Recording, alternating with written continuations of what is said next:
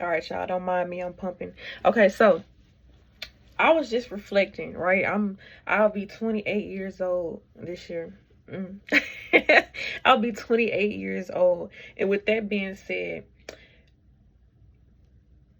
being in relationships, like, I'm gonna talk to y'all if y'all was my daughter, okay? This is a little chit chat, like advice that I would tell my daughter when she's in her teens and her young adult 20 years, from my shared personal experience.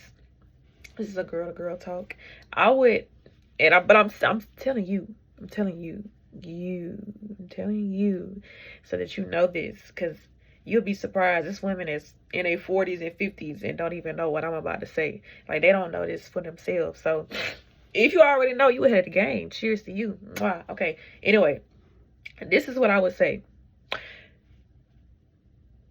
and I'm gonna share my personal experience.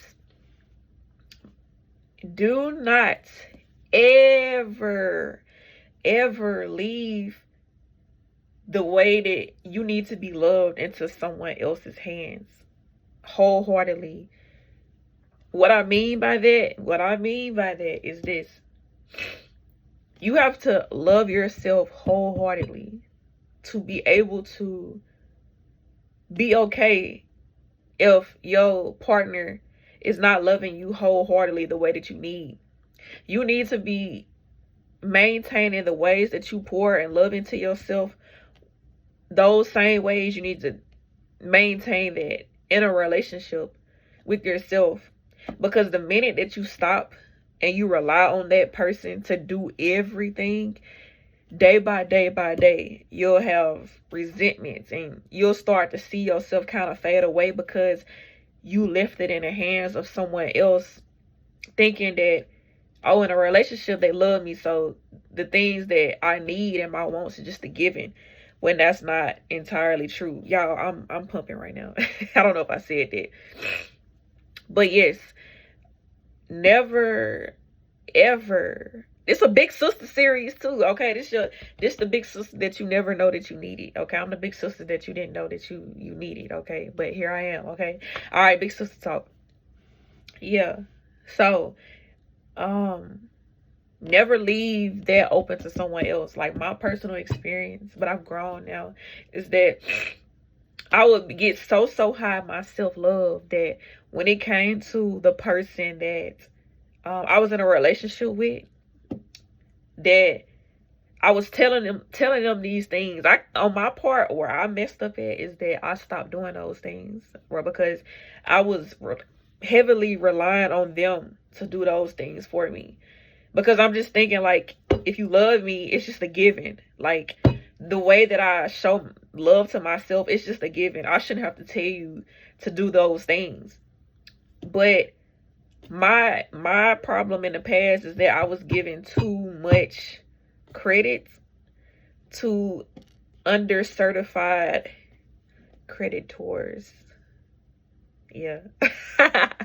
So, with that being said, now with what I know now is that you keep that high. You keep it high. You never drop. You never stop that. Never stop doing what you're doing, your hobbies, your goals, your dreams, the way that you pour into your self-care, your self-love, your maintenance.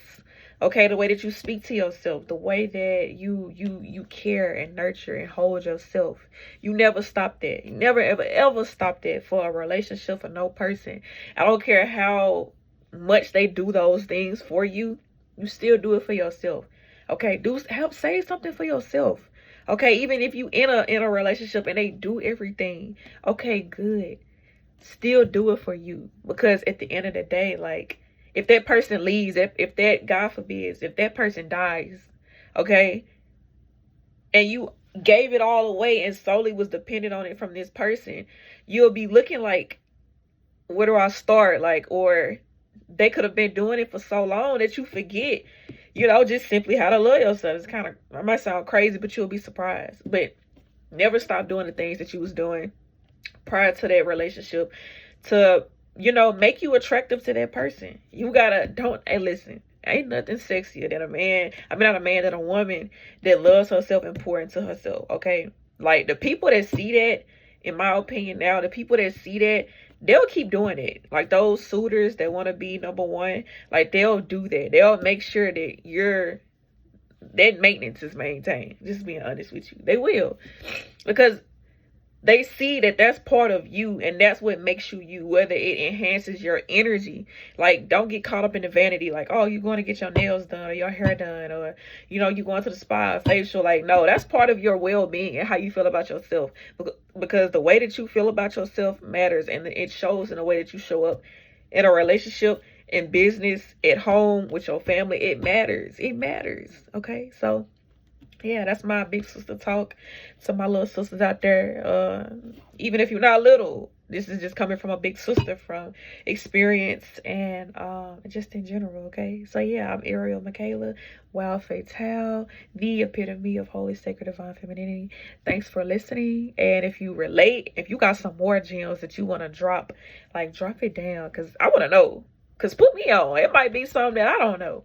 Because listen, it's plenty of information out there that I'll just be like, let me put that in my pocketbook. Like, you know how somebody just had this reference. Y'all know that Medea reference where she was telling her, she was like, and what else?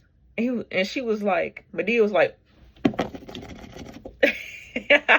like, yeah, like, drop it in the comments, because I need to add that to my book. I need to add that, because I really be learning, like, because I'm a big sister. I be needing other big sisters to, like, put me on game too, because, like, I mean, we community here. All right, so yeah, all right, y'all, talk to y'all later. Mwah.